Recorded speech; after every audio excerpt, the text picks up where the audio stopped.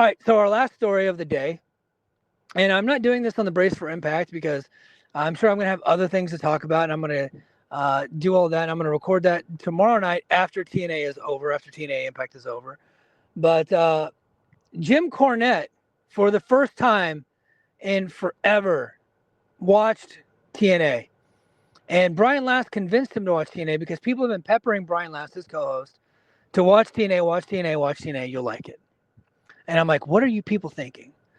I think that it was like trolls wanting Jim Cornette to shit on TNA. and if so, okay, I guess I can respect that. So the interesting thing about like when Jim Cornette is like, riffing on historical wrestling history, nobody is better than him. It's like him and Dave Meltzer are the top two. I'll listen to those two guys talk about wrestling history all day long. But Jim Cornette talking about modern wrestling, it's only funny if he hates it. It's only interesting if he hates it. And 9 times out of 10, he hates it. And it's like, I got the feeling that people were trying to get him to watch Impact because they knew he would hate it and he would shit all over it and he would do it in a mean-spirited way and it would make them laugh. And if that was your goal, you succeeded because that's exactly what happened. Now, I'm one of those guys, I don't listen to Jim a whole lot anymore unless it's like there's a topic where I think that his opinion would be warranted. Like when somebody like Ole Anderson dies or something like that, when a legend dies, like he usually has really great insight. He typically would know the person, had worked with the person, or knows all of the stories just based off of his like career that has spanned, over 40 years now, right? And his recall, his memory, his recall of dates, and he has this like logbook of dates that he writes everything in. And so if it's somebody that he knew specifically and worked with specifically, he can go back to one of his notebooks and boom, yeah, I worked with this person on this date. We did this much money and yada, yada, yada. If he doesn't already have that information off the top of his head. So I like to hear his take on that. If there is like a funny topic that I think that they put on YouTube, I'll check it out.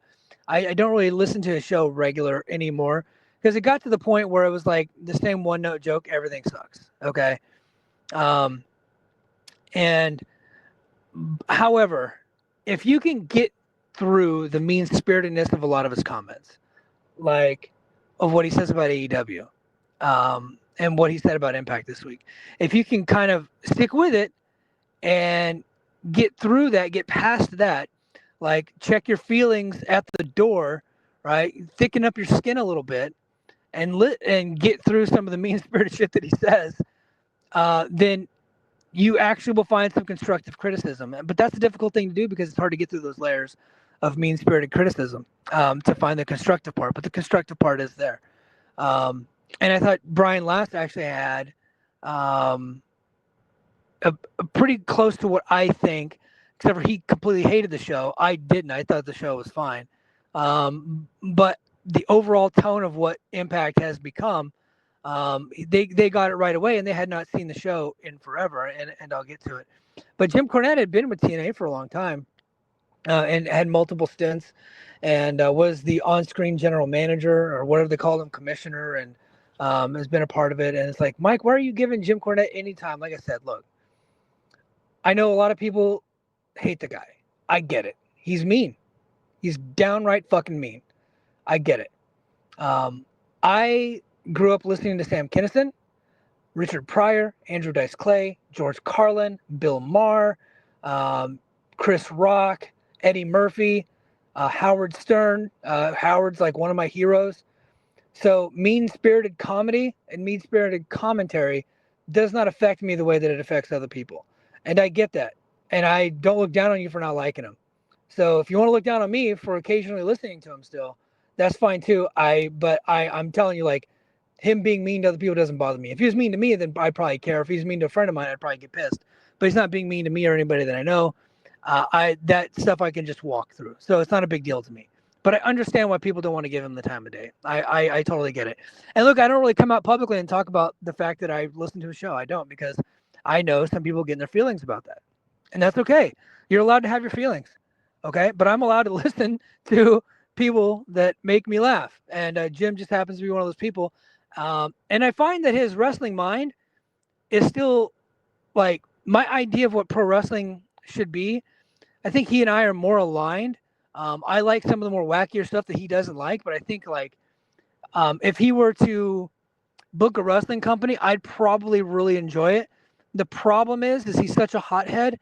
He doesn't have the leadership and management skills to be able to get that done and to be able to get people to do what he wants, the way that he wants them to do it, because his communication skills aren't there. That's why he's better suited just giving ideas on a podcast. If I'm Delirious and I'm the booker of TNA, I actually listen to what he had to say, check my feelings, and, thicken up my skin, like I said, and just listen to what the man had to say. Okay. And then try to apply what he said. Not everything. Take the good, throw away the bad.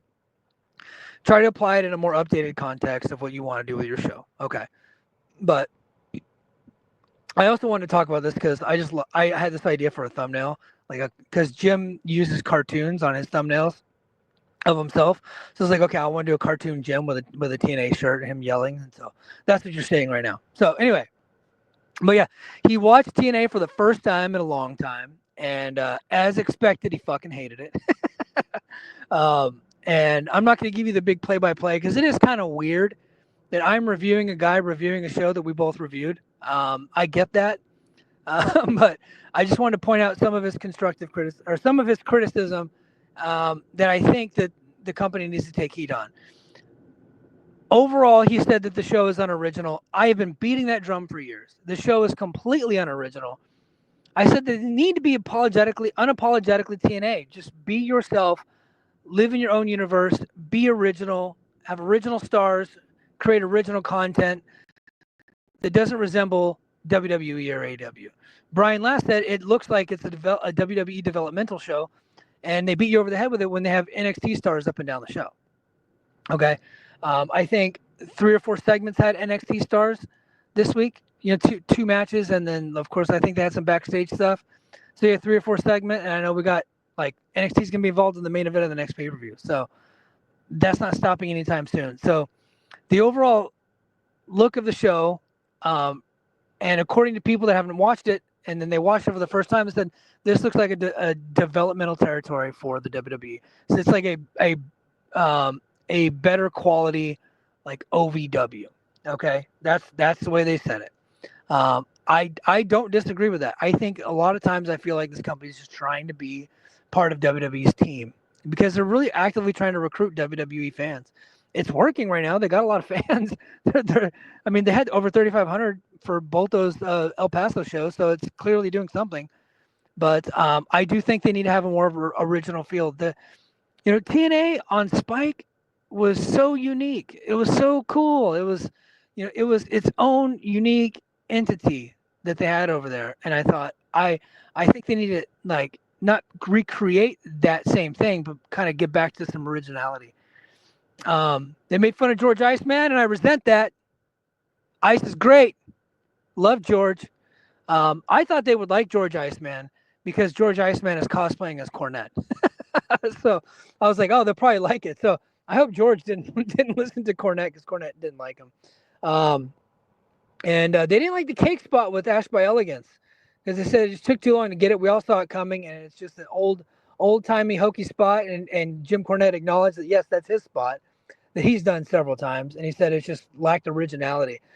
I thought that he would like that because it was legit, like this, almost like the same spot that he did in Mid-South, with exception to like Gigi Dolan and other lady was licking the cake off of Ash by Elegance's face. So he said, yeah, the Rock and Roll Express never licked the cake off of him. So, which would have probably made for fairly interesting TV.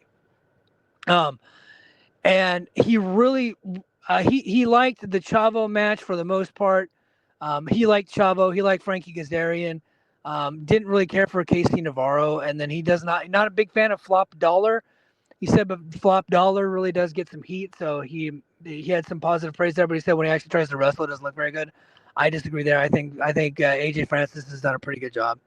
But he did like the match. He said the crowd was hot because they were in El Paso, which I think we can all acknowledge that. What really, he wasn't a fan of Masha Slamovich, which I was surprised by. And then he noted that when Tessa Blanchard came out, she looks like a star, but she was so angry when she was attacking Masha that she started just elbowing and punching air on the mat. I was like, yeah, she's got to make contact there. Definitely got to make contact. But also Tessa I don't think she wants to get any more heat, so she's probably working really careful. Um, so then after that, it was Joe Hendry, Elias, and Frankie Kazarian, and they shit all over that segment. Said it wasn't funny, wasn't original. They're singing bad songs, doing shitty improv, and it just lasted forever and ever and ever. And then made fun of the fact that they signed Elias. He said that's the thing that everyone makes fun of AEW for is signing just about anybody from WWE except for AEW signing Bobby Lashley and Shelton Benjamin, who are over as hell and are really big stars. And you got TNA signing Elias, and I think that's I I don't disagree with that either. So if I were Delirious, I'd be listening. I'd actually listen to Jim Cornette and try to find the constructive criticism in what he's saying and try to apply it. I don't think they should bring in Cornette to book the show. I don't think they should hire him as a consultant, but I think they should, if he's going to continue reviewing it, actually listen to what he says and use some of the constructive criticism. Get away from the hokiness. Santino Marella's not funny. They shit all over Santino, and I agree. I think that he has jumped the shark. It's time for something new. Get rid of him. It's not working. He's not funny, and he's trying to do his gimmick in serious situations, and it constantly ruins the vibe and kills it. And so he didn't like Sammy and Mance, which I didn't. He's actually said he liked Mance from MLW, but unfortunately Mance made the mistake of wrestling the Invisible Man one time, so Mance is on a shit list. And of course he hates Sam Callahan, so that's been a feud forever. But yeah, guys, that's going to do it for me on this version of Podcast in a Car.